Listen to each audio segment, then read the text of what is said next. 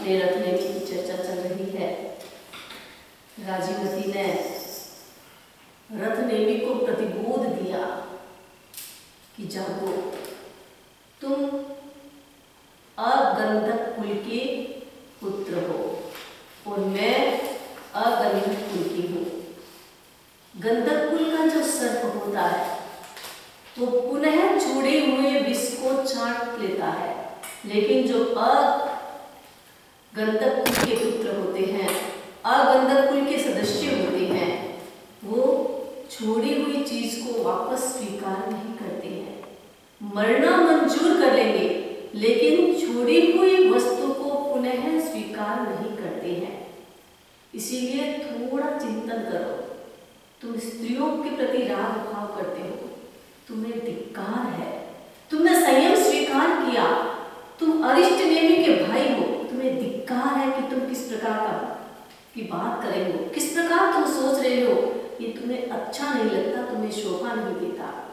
राजीवती उसे और अधिक कहती हुई कहती है, जयितम का हिसी भावम जाजा दिच्छसि नारियो माया विद्युत बहड़ो अट्ठी अप्पा हुई सही।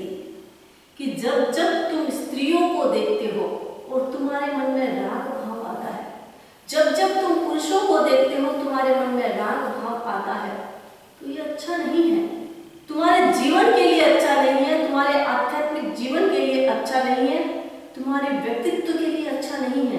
तुम ये क्या सोच रही हो? जो व्यक्ति स्त्री को देख करके विचलित हो जाता है, उसकी साधना क्या है? तुम्हारी क्या साधना है? तुम तो विचलित हो रहे हो, तुम्हारे भीतर में राग द्वेष पैदा हो रहा है। जब हम किसी को देखते हैं, किसी के प्रति हमारा मन में अटैचमेंट का भाव आता है, किसी को देखते हैं, किसी के प्रति हमारे मन में शत्रुता का भाव है, इसका मतलब अभी तक भीतर में साधना नहीं हुई, अभी तक सम्यक दर्शन का विकास नहीं हुआ, अभी सम्यक ज्ञान को प्राप्त नहीं किया। इसीलिए तुम जब राग और द्वेष से युक्त हो, तुम्हारी साधना का मतलब क्या है? राजीवती रत्नेमी को प्रतिबोध दे रही थी। रत्नेमी एक पुरुष था, पुरुष शक्तिशाली माना जाता है। हमारे 24 तीर्थंकर पुरुष हुए हैं, चक्रवर्ती जितने भी हुए हैं पुरुष हुए हैं, वासुदेव बलदेव सब पुरुष हुए हैं, तो शक्तिशाली पुरुष होता है। लेकिन राजीवती उस रत्नेमी उस पुरुष को प्रतिबोध दे रही थी जो स्थिर नहीं रह सका, जो विचलित हो जाता है, भीतर में राग भाव पैदा हो जाता है। रत्नेमी ने राजीवती को देखा, राग भाव पैदा हो गया।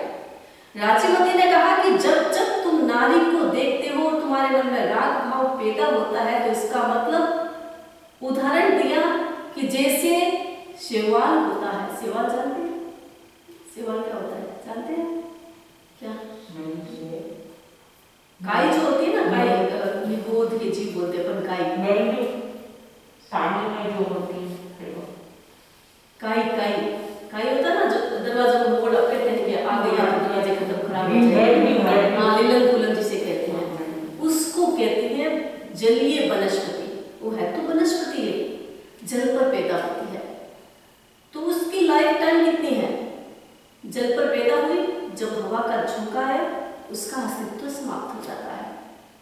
राजीवती ने कहा कि जब जब तुम स्त्री को देखते हो तो उसी प्रकार नष्ट हो जाते हो जिस प्रकार वायु से आहत हुई जलीय वनस्पति वो शैवाल जैसे वायु के झोंके से नष्ट हो जाती है।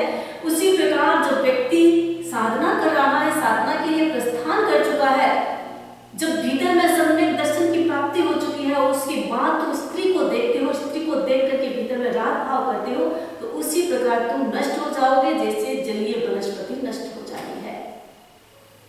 राजीवती ने ये बात कही कि राग बहुत गहरा होता है। मोहनी कर्म का भेद राग और द्वेष। वैसे तो 4 कसाय होती है, 16 कसाय होती है, लेकिन मूल 2 ही है, राग और द्वेष। जब राग का भाव भीतर में पैदा होता है तो व्यक्ति को पता नहीं चलता कि वो सत्य क्या है, असत्य क्या है। आंखों के आगे एकदम पर्दा हो जाता है। ज्ञानावरणीय और मोहनीय, जैसा कल समझी ने बताया था, ज्ञान 2 प्रकार का होता है। एक होता है ज्ञानावरणीय के क्षोभम से, एक होता है मोहनीय कर्म के क्षोभम से।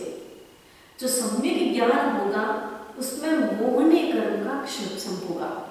ज्ञानावरणीय कर्म का क्षोभम तो होता ही है साथ में, लेकिन उस ज्ञान के प्रति जो क्षोभम से प्राप्त हुआ है, उस ज्ञान के साथ में मोह नहीं जुड़ता है, आसक्ति नहीं जुड़ती है, यथार्थ सत्य जुड़ता है, तो वह ज्ञान मोहनीय कर्म का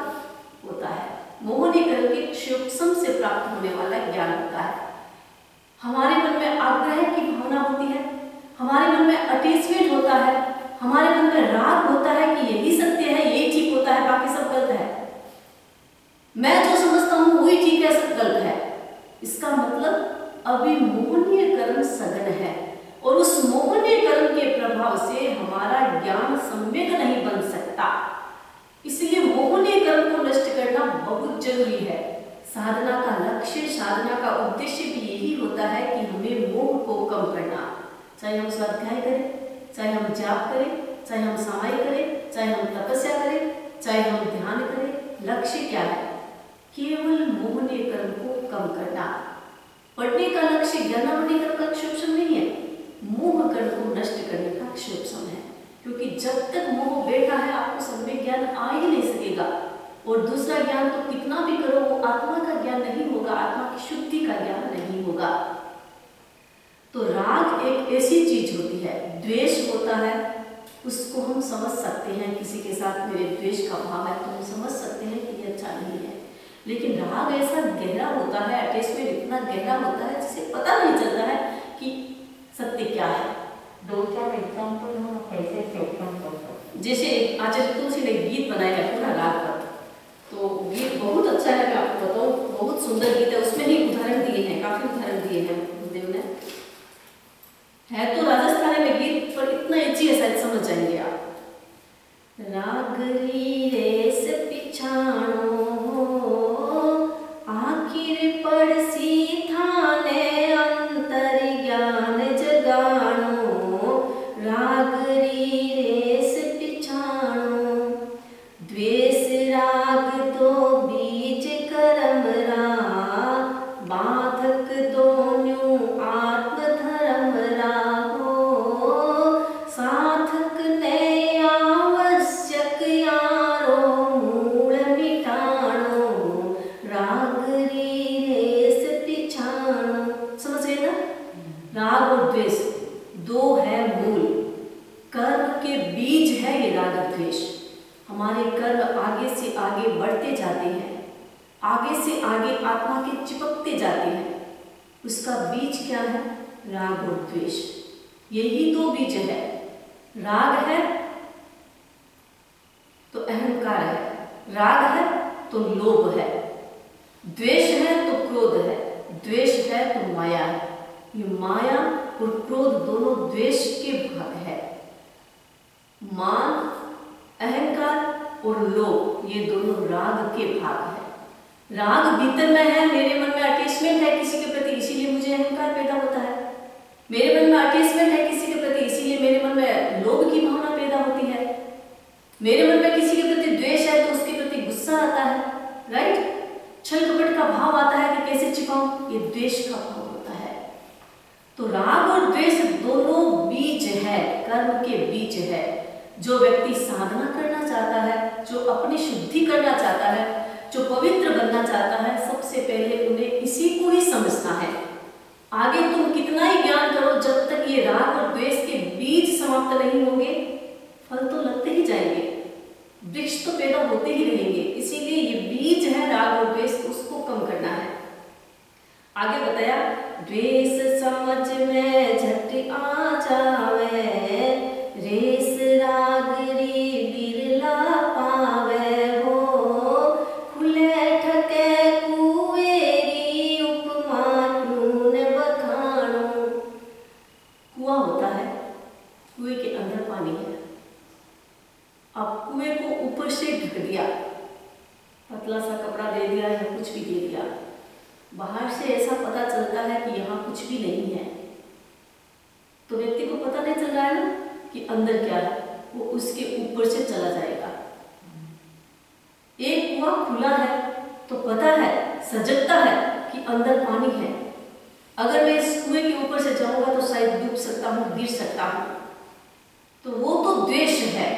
जो खुला कुआं है वो द्वेष है, जिससे हमें एकदम क्लियर पता चल जाता है कि मेरा क्या भाव है इसके साथ। लेकिन राग होता है वो ढके हुए कुएं की तरह होता है, उसमें हम चले जाते हैं, जाते चले जाते हैं, चले जाते, हमारी बुद्धि मोहित हो जाती है, हमें पता ही नहीं चलता है कि इसके नीचे भी कुआं है जो मुझे डुबा सकता है, मुझे नष्ट कर सकता है, मुझे गिरा सकता है। तो खुले और ढके हुए कुएं की उपमा से राग और द्वेष को समझाया है। पता चल गया ना? आगे उदाहरण क्या है? द्वेष दाव हिमपात राग है, पण तो न्यारी एक लाग है हो, दो न्यारो है काम कमल रो खोज गमानो। द्वेष को क्या बताया है? अग्नि बताई है। और राग को क्या बताया? हिमपात, बर्फ बताई है। दोनों काम एक ही करते हैं। जब अग्नि जलती है तो कमल नष्ट हो जाता है, राइट? आग लग गई जंगल में तो पूरा का पूरा जंगल समाप्त हो जाता है, राख बन जाता है। और बर्फ गिरती है तो सर्दी में बर्फ, भयंकर बर्फ गिरती है तो सारे के सारे वृक्ष पतझड़ बन जाते हैं। इसका एक्सपीरियंस जब अपन न्यूयॉर्क पास के जाते हैं, जब जहाँ बर्फ गिरती है वहां देखते हैं तो पता चल जाता है कि बर्फ से सारे के सारे पौधे, सारे के सारे पुष्प समाप्त हो जाते हैं, जल जाते हैं। जलते दोनों ही हैं, लेकिन हमारा क्या होता है कि हम जानते हैं कि आग से ही जलते हैं, बर्फ से भी जलता है। तो आग तो द्वेष है, बर्फ है वो राग है। जिसका एक्सपीरियंस नहीं है कि बर्फ से भी जला जा सकता है, आग से नहीं, बर्फ भी जलाती है। तो ये राग और द्वेष दोनों ही आत्मा को जलाते हैं, आत्मा की विशुद्धि को जलाते हैं और कर्मों को सघन करते हैं। काट काट अल बाहिर आवे, कमल पाखड़ी छेदन पावे हो, द्वेष राग रो रूपक जान सको तो जानो, राग री रेस पिछाणो। और उदाहरण दिया है, भंवरा होता है। भंवरा जानते हैं? भंवरा होता है, वो क्या करता है? अगर वो काट में बंद हो गया तो काट को चीर करके भंवरा बाहर आ जाएगा, काट को चीर देगा, उसमें ताकत है। काट को काट करके भंवरा बाहर निकल जाएगा, वो अंदर नहीं रहेगा। लेकिन वही भंवरा अगर फूल में बंद हो जाता है तो वो सोचता है चलो कोई बात नहीं, फूल खिलेगा तो निकल जाऊंगा, फूल को नहीं तोड़ता है। ताकत नहीं है क्या? ताकत तो है, लेकिन वो तोड़ता नहीं है।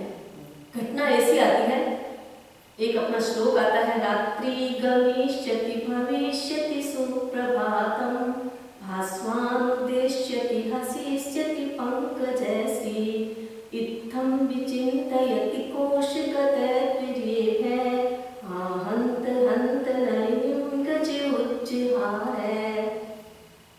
उदाहरण ऐसा आता है, रात्रि गमिष्यति भविष्यति सुप्रभातम।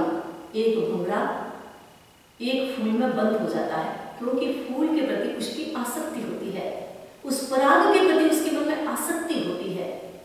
अटैचमेंट, चाहे वस्तु के प्रति हो, चाहे पदार्थ के प्रति हो, चाहे खाने के प्रति हो, अटैचमेंट ही होता है, दुखदायी ही होता है।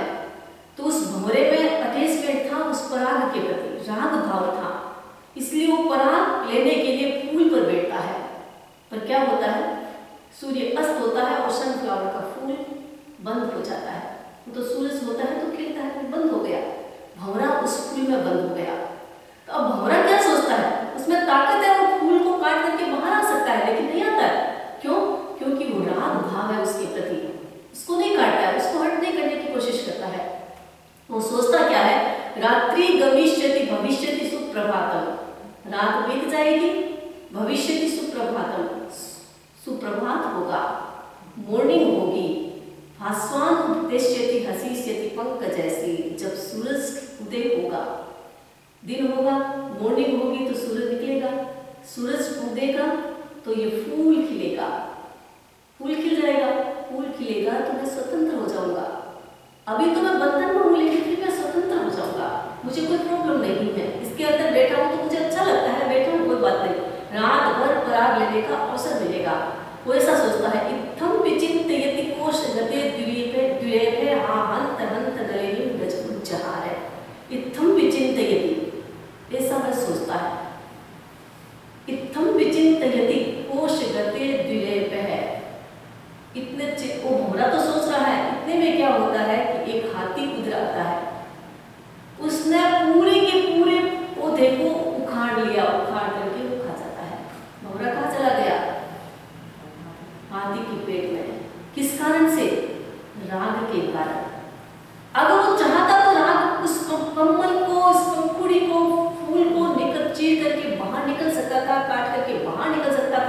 एक भंवरा जो काट को काट करके बाहर निकल सकता है, फूल उसके सामने क्या है, लेकिन राग के कारण वो उसमें फंसा रहा और उस कारण से अपने जीवन को खोना पड़ा। इसीलिए कहा कि काट काट अली बाहिर आए, कमल पांखुड़ी चीर न पाए। एक लकड़ी को काटने वाला भंवर कमल को नहीं चीर सका, इसलिए अपने जीवन को बर्बाद कर देता है। और भी बहुत उदाहरण दिए हैं। बिल्ली चूहे ऊपर ताके, मां आँखा बचिया ने झाके हो, रेस राग रो अंतर छोड़े पितवाने। बिल्ली होती है, वो अपने बच्चों को भी उसी दांत से ले जाती है और चूहे को भी उसी दांत से ले जाती है। बच्चों को कितनी अच्छी तरह से ले जाती है, एक भी बच्चा हर्ट न हो, दांत का असर उसके बच्चों के ऊपर न हो, इतनी एकदम सेफ्टली उसको एक स्थान से दूसरे स्थान में मूव कर देती है। और वही बिल्ली चूहे पर झपटती है, उसी दांतों से झपटती है, उसको समाप्त कर देती है। क्यों?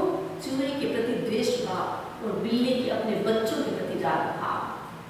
काम तो घटना तो एक ही होती है, लेकिन दोनों में राग और द्वेष से अंतर कितना आ जाता है।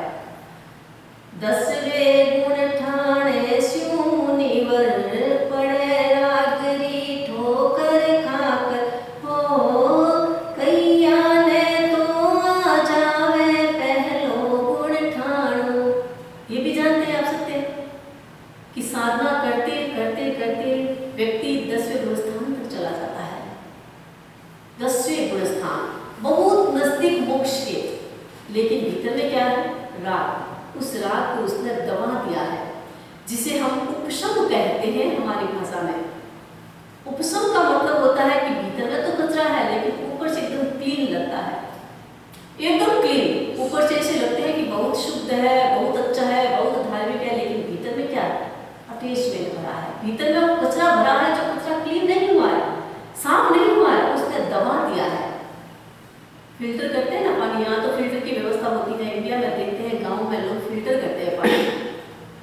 बहुत सारे छोटे छोटे गांव में हम भी जाते हैं, वहाँ फिल्टर नहीं होता था, चूने के पानी का हम यूज करते हैं, चूने से पानी पक्का करते हैं लोग। लेकिन पानी गंदा होता है, थोड़ा गाँव का पानी होता है, कुएं का पानी होता है, तो कलर उसका चेंज होता है, मिट्टी होती है उसमें। तो लोग गाँव के लोग क्या करते हैं, उसमें फिटकड़ी डालते हैं। फिटकड़ी डालते हैं ना, तो जितना भी गंदा पानी है या रेत है, उसमें डस्ट है, वो सारी नीचे नीचे चल जाती है, पानी ऊपर से एकदम क्लीन हो जाता है। तो डस्ट कहाँ गई? नीचे चल गई, पानी से निकली नहीं है, नीचे चल गई है। पानी को तुमने अच्छी तरह से छान करके ऊपर वाले पानी को निकाल दिया, तो पानी तो पवित्र है, लेकिन उसके अंदर अगर कचरा है तो वो पानी डस्ट वाला हो जाता है। वापस उसमें हिलाओ, थोड़ा सा पानी को हिलाओगे, ये कचरा वापस ऊपर आ जाएगा। जब व्यक्ति साधना करता है और अपने मोह को दबाता हुआ चलता है, दबाता हुआ चलता है, जिसे उपशम कहते हैं। उपशम के कारण दबाते दबाते उसे महसूस नहीं होता है, ऊपर से तो वीतराग जैसा ही होता है, लेकिन भीतर में उसका मोह बैठा होता है। वो कहाँ तक चलेगा? आखिर तो उसमें आंगुली हिलेगी हिलेगी, आखिर तो पानी इधर से इधर मुंह करोगे तो आएगा ही कचरा, क्योंकि उसकी ताकत नहीं है जम करके रहना, वो तो उठेगा ही उठेगा। तो जैसे ही वो गया 10वें गुण स्थान तक पहुंचा मुनि, 11वें गुण स्थान में चला गया, 12वें में नहीं जाएगा, उपशम श्रेणी लेता है। उपशम श्रेणी लेता है, 11वें गुण स्थान से आगे तो कोई रास्ता ही नहीं है, दरवाजा बंद है, वापस उसे नीचे गिरना पड़ता है। और अगर उसने 4थे गुण स्थान से दबाना स्टार्ट कर दिया है, जब सम्यक तो प्राप्त की तब से ही उसने मोह को दबाना स्टार्ट किया है, तो यहाँ तक वो 11वें गुण स्थान से गिरता गिरता नीचे पहले गुण स्थान तक चला जाता है। कितनी साधना की, कितना अच्छा जीवन जिया होगा, लेकिन भीतर में वो मोह बैठा हुआ था, इस कारण से वो 11वें गुण स्थान से वापस 10वें गुण स्थान से वापस नीचे आ जाता है, आगे विकास नहीं कर सकता। मात्र एक राग के कारण, द्वेष नहीं है उसमें, राग है। हम कहते थे बीत राग, इसका मतलब राग को बीत किया, नष्ट कर दिया, जीत लिया। द्वेष का नहीं कहते, द्वेष राग कहते, बीत द्वेष नहीं कहते, बीत राग कहते हैं, क्योंकि राग द्वेष से कठिन होता है। जब व्यक्ति राग भाव को समझ लेता है कि ये मेरा राग है, ये सत्य नहीं है, ये गलत है, और गलत व्यक्ति को हम सपोर्ट देंगे, गलत कार्य करेंगे, तो इसका मतलब मेरा उसके प्रति अटैचमेंट है, इसलिए मैं ऐसा काम करती हूँ। और वो अटैचमेंट आपको हमेशा डुबा देगा, कभी आगे बढ़ने नहीं देगा। इसे हमें समझना है। उदाहरण दिया है, इतिहास के उदाहरण, ये तो ऐसे उपमा दी है, लेकिन अब उदाहरण दिया है। गौतम ने भी ज्ञान अटक क्यों, भव भव रूपी राय भटक क्यों हो, रुड़ा राग स्यों किता नहीं है ठोड़ ठिकाने, राग री रेस पिछाणो, द्वेष राग रो करो निवेड़ो, मोह कर्म ने जड़ा उखेड़ो हो, तुलसी रीत राग बड़े अजय अमर पद पाणो, राग री रेस पिछाणो। गौतम स्वामी का उदाहरण क्या है? भगवान महावीर के अंतर्वासी शिष्य गौतम स्वामी, लब्धिधर गौतम स्वामी। कितनी लब्धियां थी। कहा जाता है गौतम स्वामी का नाम जो व्यक्ति प्रातःकाल हमेशा लेता है वो अपने जीवन में कभी अभाव का अनुभव नहीं करता है, कभी वो भूखा नहीं रहता, उसे सब कुछ मिलता है। ये गौतम स्वामी की लब्धि थी, लब्धि का प्रभाव होता है, इतने शक्तिशाली थे गौतम स्वामी। ऐसे गौतम स्वामी भी भगवान महावीर के प्रति अटेच थे। भगवान महावीर के प्रति राग का भाव था। जब भी गौतम स्वामी बाहर जाते, किसी को भी दीक्षित करते, क्योंकि जब गौतम स्वामी बाहर जाते तो बहुत सारे लोग गौतम स्वामी को देख करके उनके मन में वैराग्य भाव पैदा हो जाता था। दीक्षा दे करके भगवान के पास लाते, भगवान के परिषद तक पहुंचते पहुंचते लोग केवली हो जाते, भगवान को देखते ही केवल ज्ञान प्राप्त हो जाता। लेकिन गौतम स्वामी को नहीं हुआ। एक दिन गौतम स्वामी भगवान महावीर के पास रोने लगे कि मैं आपका अंत्यवासी शिष्य, प्रमुख शिष्य, मैं जिनको भी दीक्षा दे के लाता हूँ उनको केवली हो जाता है, केवल ज्ञान हो जाता है, लेकिन मुझे क्यों नहीं होता है? मेरे में क्या दोष है? आप मुझे केवली क्यों नहीं बनाते हैं? इसका मतलब आपके मन में मेरे प्रति राग भाव नहीं है। भगवान महावीर ने कहा गौतम ऐसा नहीं है, लेकिन तुम्हारे भीतर में जो अटैचमेंट है मेरे प्रति, जब तक तुम उसको नहीं समझोगे, उसको नहीं छोड़ोगे, तुम्हें केवल ज्ञान नहीं होगा, छूटा नहीं। जब तक महावीर थे गौतम स्वामी को केवल ज्ञान नहीं हुआ, क्योंकि वो राग भाव था। जब भगवान का निर्माण होने वाला था, भगवान महावीर ने सोचा कि आज अगर गौतम मेरे पास रहेगा तो ये विचलित हो सकता है, तो मुझे कुछ करना चाहिए, क्योंकि वो भी उनके शिष्य थे, प्रमुख शिष्य थे, उनका उद्धार करना भी उनके ही का काम था। इसलिए उन्होंने सोचा कि आज मेरा निर्माण होने वाला है। भगवान को तो पता था क्योंकि वो केवल थे, तो उन्होंने गौतम स्वामी को पास वाले गांव में भेज दिया किसी को उपदेश देने कि तुम वहां जाओ, सोम शर्मा को समझाना है, इसलिए तुम वहां समझाने के लिए जाओ। गौतम स्वामी के मन में कोई डाउट था नहीं कि भगवान मुझे क्यों भेज रहे हैं। सोचा कि भगवान ने मुझे योग्य समझा, मुझे भेजा है, मैं उसको समझा करके लेके आऊंगा। उधर समझाने के लिए गए, उसको अच्छी तरह से समझा दिया सोम शर्मा को, एकदम भगवान के दर्शनों के लिए भगवान के प्रति भक्ति भाव रखने वाला बन गया। वापस खुश हुए कि मैं भगवान को जाकर बताऊंगा। सोम शर्मा को मैंने अच्छी तरह से समझा दिया, बड़ी खुशी थी भीतर में भगवान को बताने की। अब भगवान का निर्वाण हो गया, मोक्ष में चले गए।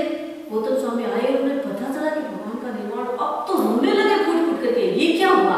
इसका मतलब मेरा एकांकी भगवान के प्रति राग था, भगवान के मन में तो मेरे प्रति कोई राग नहीं था, इसीलिए तो भगवान ने मुझे दूर भेजा। जब उनको पता था कि आज वो जाने वाले हैं, तो लास्ट मोमेंट में तो मुझे पास में रख सकते थे, जीवन भर पास में रखा, और लास्ट में मेरे साथ ऐसा व्यवहार किया। रोने लगे, भगवान की गलतियां देखने लगे कि उन्होंने ऐसा मेरे साथ किया।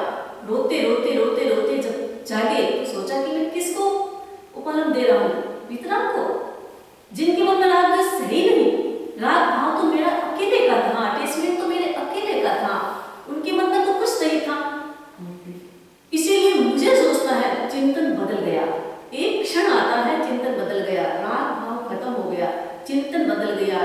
भगवान मुझे ठीक कहते थे कि मेरे मन में राग भाव है, ये राग भाव ही मुझे केवल नहीं होने देता है। ऐसा बदले कि उसी दिन गौतम स्वामी को भी केवल ज्ञान हो गया।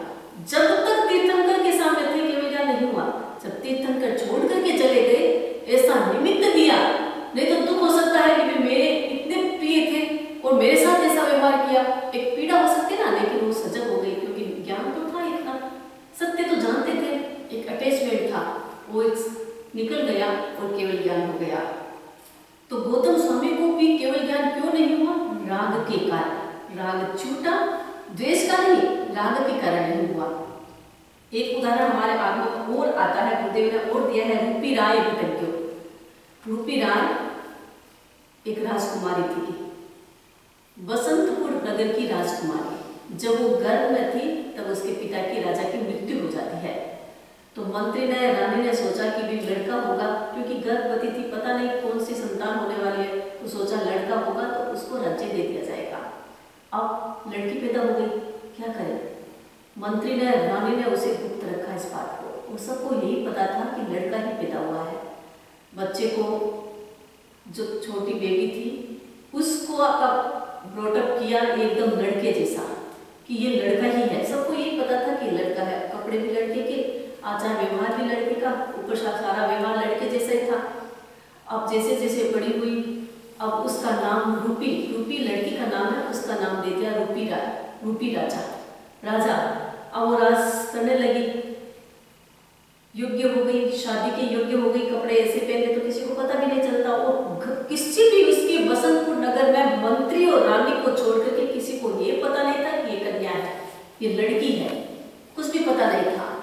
राज संभालती थी, लेकिन वो भी लड़की थी, लड़की है, योग्य बन गई है, तो उसके मन में भी भावनाएं अलग पैदा होती है। तो गांव के एक बहुत बड़े श्रेष्ठी का पुत्र था, उसको देखा, श्रेष्ठ पुत्र को देखा और उस पर आसक्त हो जाती है। अब एक दिन उसको बुलाया पास में, तो वे सोचा भी राजा ने बुलाया है, उसे तो पता ही नहीं था कि ये कोई लड़की है, तो उसने सोचा राजा ने बुलाया तो पास में गया। तो बात करते करते, एकदम प्रशंसा की, करते करते करते उसने स्त्रीलिंग शब्द का यूज किया कि मैं तुम्हारे पर आसक्त हूँ। अब उसने सोचा कि राजा स्त्रीलिंग शब्द का यूज क्यों कर रहा है, जबकि ये तो राजा है, लड़का है। धीरे धीरे सारी बात प्रकट हुई तो श्रेष्ठ पुत्र देख करके, सुन करके अवाक रह गया। उसने सोचा रानी, राजकुमारी ऐसी कैसी बातें कर सकते हैं, और उसकी शादी थोड़े दिन पहले हो गई थी। तो उसने सोचा मेरी तो पत्नी है, अगर मेरी पत्नी नहीं होता तो मैं कुछ सोचता, लेकिन मेरी तो पत्नी है, वापस मुझे शादी नहीं, एक पत्नी को मुझे अच्छी तरह से निभाना है, अलग अलग दूसरों के साथ मुझे क्या करना है। एकदम सोचा क्या करूं, अब राजा है, इसको मना करूंगा तो फांसी की सजा मिलेगी और क्या मिलेगी। तो सोचा क्या करूं, एक एक्सक्यूज निकाला, बहाना बनाया कि मुझे आवश्यक कार्य के लिए बाहर जाना है। रानी ने कहा ठीक है। उस राजकुमारी ने सोचा भी मुझे एक्सेप्ट कर रहा होगा, एकदम अच्छी बात की, क्योंकि किसी से निकलना है तो क्या अच्छी बातें करेंगे ना। वो इस राजा को, राजकुमार श्रेष्ठ वहां से निकल गया। निकला तो ऐसा निकला कि पीछे मुड़ के नहीं देखा, उस घर में नहीं गया, सोचा घर में जाऊंगा तो मरना ही है। वो चला गया, रास्ते में जंगल में गया तो एक मुनि ध्यान कर रहे थे। सोचा ये रास्ता अच्छा है, जाकर के मुनि के चरणों में साधु बन गया, ध्यान करने लगा। अब ध्यान करते करते वो उसी गांव में आ गया, बगीचे में आ गया। उसने सोचा मुझे प्रतिबोध तो देना है ना रानी को, राजकुमारी को। वो उसी बगीचे में आकर ध्यान करने लगा। दूसरे दिन उस श्रेष्ठ पुत्र की खोज हुई, रूपी राय ने खोज की, कहीं नहीं मिले। तो सोचा कि हाँ गया। राजकुमारी एकदम परेशान हो गई, क्योंकि उसके मन में इतना अटैचमेंट उसके प्रति हो गया कि अब मैं इसके बिना तो नहीं रह सकती। तो पता चला कि वो बगीचे में ध्यान की मुद्रा में मुनि वेश में है। राजकुमारी तो अवाक रह गई कि मुनि बन गई। फिर वो गई वहां समझाने के लिए, बहुत समझाने की कोशिश की, लेकिन मुनि ने ध्यान पूरा नहीं किया, एकदम थक करके बैठ जाती है। मुनि ने ध्यान पूरा किया, मुनि ने प्रतिबोध दिया कि तुम क्या कर रही हो, ये बात अच्छी नहीं है। मुनि का प्रतिबोध लगा, क्योंकि अटैचमेंट था मुनि के प्रति, प्रतिबोध लगा और साध्य बन जाती है, वो रूपी राग साध्य बन जाती है। लेकिन भीतर में राग था, राग के कारण साध्य बनी है, क्योंकि मुनि राग बन गए ना, तो भीतर में राग था, राग के कारण साध्य बन जाती है। अब साध्य बन गई, अब बहाना खोजे, कभी मुझे तो मुनि से पढ़ना है, मुनिराज से पढ़ना है। तो मुनि के मन में भी कोई द्वेष भाव नहीं था, ऐसा था कि ठीक है चलो भाई ये पढ़ना चाहती है, इसके मन में वैराग्य तो हो गया है, तो अब मैं पढ़ा। उसने कभी जताया नहीं कि मेरे मन में वैराग्य नहीं है। अब वो मुनि के पास आने लगी, पढ़ना नहीं, उसे तो अपना डोरा डालना था, क्योंकि उसके मन में वो राग भाव था मुनि के प्रति। तो धीरे धीरे मुनि भी विचलित हो जाते हैं। साधु संग की चर्चा हो गई, बातचीत हो गई कि ये दोनों आपस में ठीक व्यवहार नहीं है इन दोनों का, लेकिन उन्होंने एक्सेप्ट नहीं किया। और ऐसा हुआ कि दोनों वहां से निकल गए, शादी कर लेते हैं। वहां से मर करके वो फिर इलायची कुमार बनता है, और वहां से भी वो नटकन्या पर आसक्त हो जाता है। उसी रूपी राय नटकन्या बनती है, उस पर आसक्त हो जाता है। लेकिन एक ऐसी घटना हो जाती है जिससे शादी से पहले इलायची कुमार जागृत हो जाता है और केवल ज्ञान हो जाता है। तो कैसे भटके? राग के कारण। साधु बन गए, साधु बन करके राग में फंस गए, इस कारण से वो दुनिया में भटक गए। केवल ज्ञान एक साल एक भव के बाद हुआ था। तो यही बात है कि जो व्यक्ति राग में फंस जाता है वो व्यक्ति अपने जीवन का विकास नहीं कर सकता है। इसीलिए कहा कि राग और द्वेष जो कर्म के बीच है, हमें उसे समझना है। कितना भी समझो आप, कितनी भी तपस्या करो, कितनी भी समाई करो, कितनी माला जापो, कितना सब कुछ करो, लेकिन भीतर का ये राग द्वेष खत्म नहीं होगा ना, तो भटकते तो रहेंगे। ऊपर की सारी क्रिया है वो अकाम निर्जन में चली जाएगी, सकाम में भी नहीं रहेगी। पता नहीं सकाम रहेगी या नहीं, क्योंकि राग द्वेष अगर सघन है तो वो तो मिथ्यात्व की ओर ले जाएगा, सम्यक दर्शन की ओर नहीं ले जाएगा। तो राजीवती भी उसी को प्रतिबोध दे रही है कि तुम्हारे भीतर में ये राग भाव है ना, इसको समझो। तुम ये क्या कर रहे हो? एक साधु बन गए हो, एक अच्छे कुल के साधु हो, श्रेष्ठ कुल के साधु हो। उस कुल में तुम पैदा हुए जिस कुल में वांत भोगों को भोगने की इच्छा नहीं होती है, तुम ऐसा आचरण कर रहे हो, ऐसा व्यवहार कर रहे हो। मैं तुम्हें एक बार कह चुकी हूँ कि मैं अरिष्ट नेमि की वांत हूँ। तुम उस वांत को छोड़ करके आए थे और फिर आज इस प्रकार की बातें कर रहे हो। धिक्कार है तुझे, धिक्कार है तेरे जीवन को। अब वो ऐसे धिक्कार दे रही है, बार बार कह रही है। अब आगे क्या घटना होगी उसकी चर्चा हम आगे करेंगे। हमारा व्याख्यान चल रहा है लीलावती का। कहाँ चला था याद है? कहाँ छोड़ा था?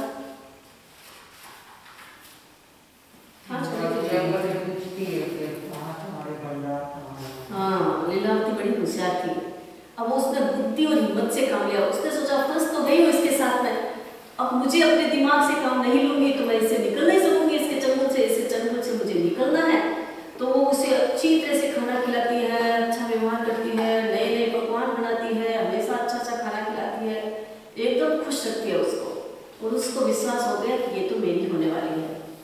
अब दिन बीतते गए, दिन बीत गए। अब शादी के लिए 2-4 दिन बाकी रहे थे। तो अब लीलावती ने सोचा अब क्या करूं? 1 महीने की तो बात कही थी, 1 महीने से पहले पहले मुझे कोई निर्णय लेना है, नहीं तो ये तो दुष्ट है, चोर है। 1 महीने की बात तो मान गया, लेकिन अब थोड़ी मानेगा। तो उसने सोचा क्या करूं? तो उसने एक दिन बात में खाना खिलाती खिलाती उसे रोटी से कहते हैं कि देखो रोटी, अब अपनी शादी का समय आने वाला है, बहुत 4-5 दिन बाकी रही है, तो शादी की सामग्री तो तुम्हें बाजार से लानी पड़ेगी ना। ऐसे शादी कैसे होगी? कुछ मांगलिक वस्तुएं होती है, कुछ आभूषण होते हैं, कुछ कपड़े होते हैं दूल्हे के लिए, और तुम भी दूल्हा बनोगे तो तुम्हें भी अच्छे अच्छे कपड़े चाहिए। इसलिए तुम बाजार जाओ, गांव में जाओ और गांव से कुछ चीजें खरीद के लाओ, ताकि अपनी शादी अच्छी तरह से हो सकेगी। और हम अपने पूरे पल्लियों को, कुल्ली के जो लोग हैं उनको खाने के लिए बुलाएंगे। और उनके ये बात तो अच्छी लगी उसे, क्योंकि उसे भी दूल्हा बनना था, उसे एक्सपीरियंस था नहीं कि शादी वादी कैसे होती है। लीला ने जैसे कहा, उसने कहा ठीक है। अब प्रातःकाल, क्योंकि धीरे धीरे बात करते करते लीला ने सारा घर का भेद जान लिया था, कहाँ धन छिपा के रखता है, कहाँ नहीं, क्योंकि उसका विश्वास हो गया ना लीला के प्रति एकदम। और उसे तो ये विश्वास था कि अभी मेरी पत्नी बनने वाली है, तो उसने घर के सारे खजाने कहाँ छिपा के रखे थे। चोरी तो बहुत की, और वो सरदार था, मूल था, तो उसने सारा धन छिपा छिपा के जहाँ खड्डे में रखे ना, सारा लीला को बता दिया, ये मेरा यहाँ रहता है, ये है, ये ज्वारा, तो सारी बातें बता दी। लीला ने कभी ऐसे जताया नहीं कि वो कुछ और करने वाली है। ऊपर से इतनी मीठी मीठी अच्छा अच्छा व्यवहार कर रही थी उसके सामने, सारी बातें जान ली। अब रोटी को भेजा बाजार कि सामान लाना है। अब पीछे से वो रोटी तो गया बेचारा सामान लाने के लिए। अब उसने सोचा अब मुझे करना क्या है। उसने क्या किया, अब पहन पुलिस की ड्रेस, मर्दिका वेश, सरस मन जाना, लीलावती हुई रवाना। जो लेना ले तैयार हुई, घोड़े पर शीघ्र सवार हुई। पूछ किसी से बित भय का पथ जाना, लीलावती हुई रवाना। तलवार हाथ में झाली है, कंधे बंदूक दुसाली है, लगती जैसे वीर सुपट मर्दाना, लीलावती हुई रवाना। अब लीलावती क्या करती है, वो चोर था तो उसके पास पुलिस की भी ड्रेस थी, क्योंकि उन्हें तो अलग अलग रूप बनाने पड़ते ना, तो सब कुछ था। फिर इतना तेज दौड़ने वाला घोड़ा था, और उसने ये बातों बातों में बता दिया कि ये मेरा घोड़ा सबसे तेज दौड़ने वाला है, इसको मैं हर समय यूज नहीं करता हूँ, जब कहीं बड़ी चोरी करनी होती है तो उस समय यूज करता हूँ, ताकि मैं दौड़ करके जल्दी आ जाऊँ। लीलावती ने वो भी जान लिया था। उसके पुलिस की ड्रेस पहनी और जितने भी खड्डे में सोना धन छिपा हुआ था उसको सबकी पोटली बना दी। पोटली बना करके सारा एकदम घोड़े पर लाद दिया। स्वयं एकदम हाथ में ले ली तलवार, क्योंकि चोर होता है तो तलवार भी रखते हैं, बंदूक भी रखते हैं, अनेक प्रकार की चीजें रखते हैं।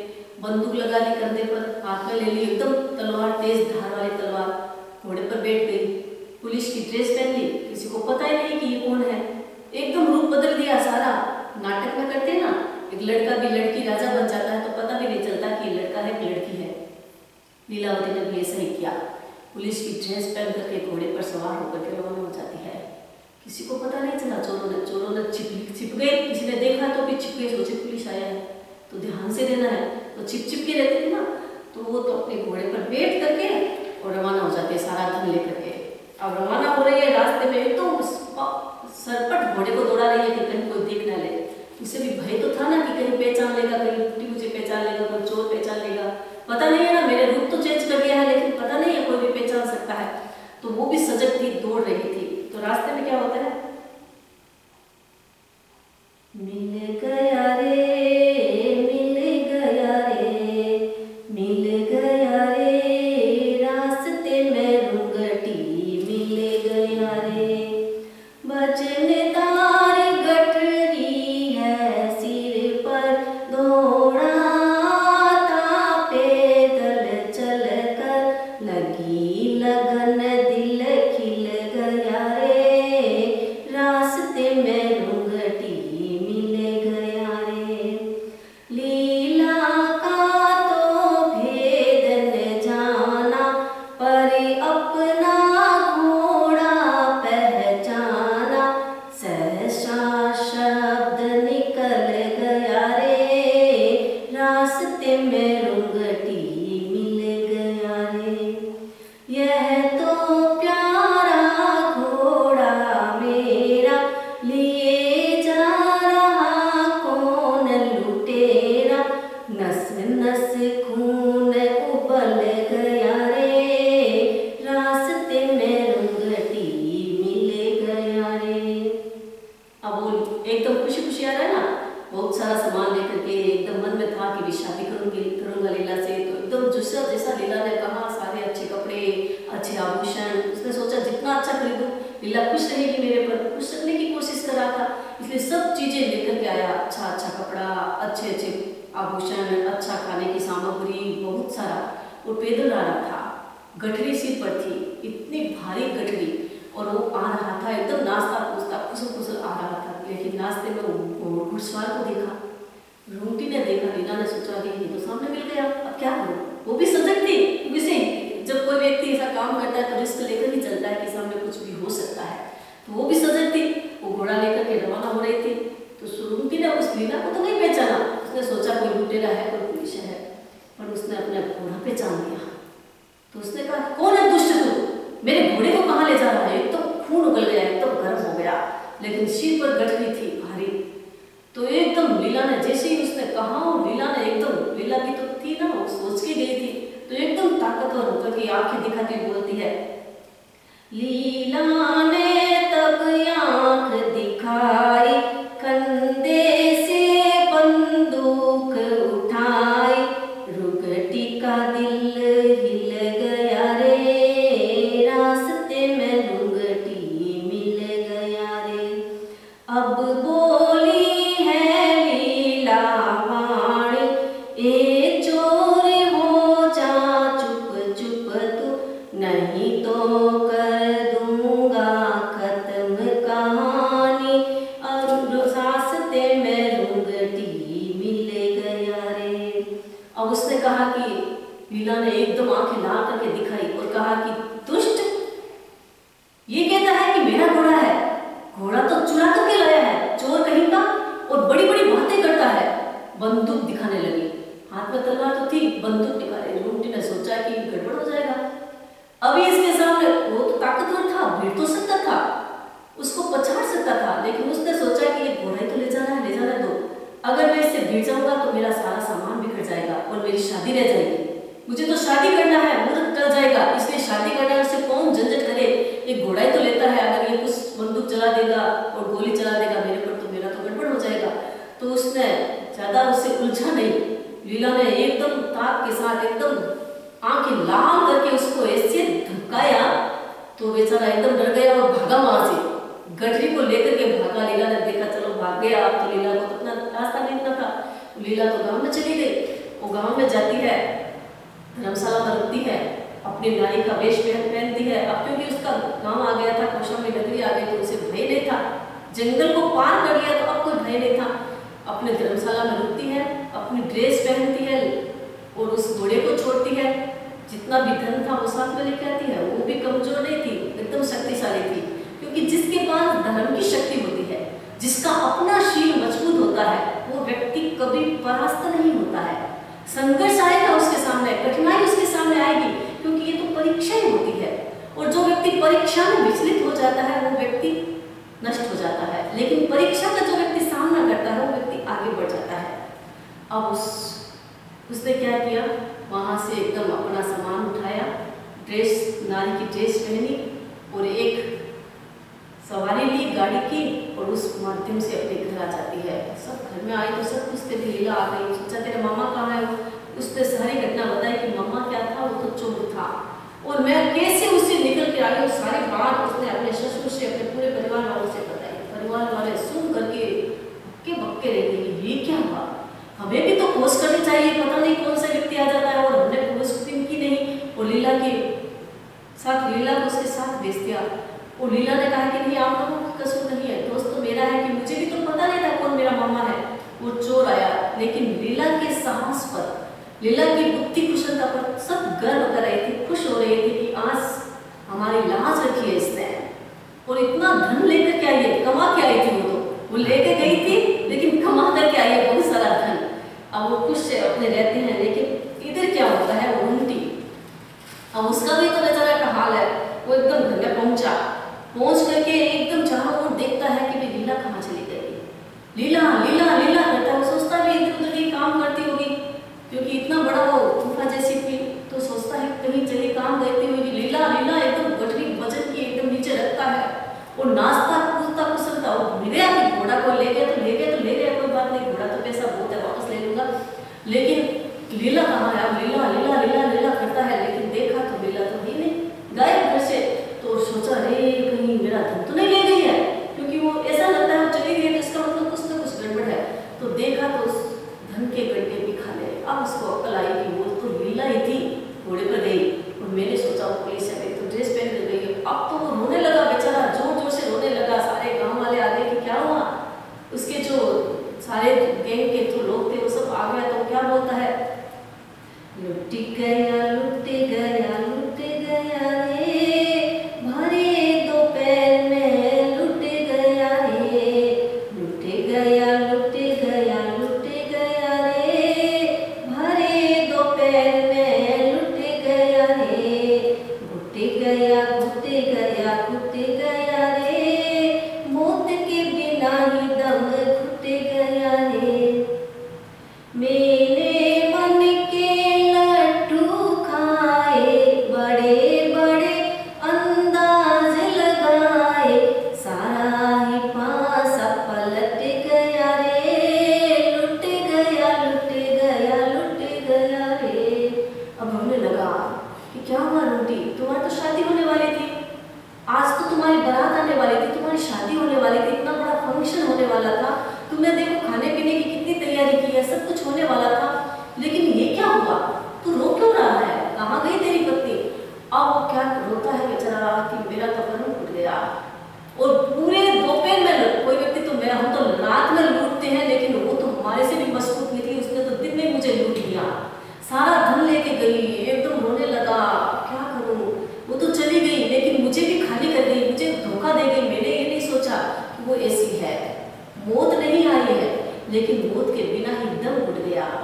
जब दम घुटता है तो ऐसे लगता है कि मौत आ गई है। जब कमरे में व्यक्ति बंद होता है या कमरा खुलता नहीं है, लोग हो गया है, तो 1-2 घंटा भी वो जब उसे पता चलता है ये कमरा नहीं खुल रहा है तो परेशान हो रहा है, कैसे करेगा, एकदम ऐसा लग रहा है कि घुट रहा हूँ। वैसे लोग ने कहा क्या करूँ, अब तो मैं घुट गया, मौत आने वाली है, ऐसे लग रहा है। एकदम रोने लगा जोर जोर से। सब दोस्त, अब मजाक तो सबको लगता है ना कि आया था, लेके आया था उस गांव वाले को, शहर वाले को, कर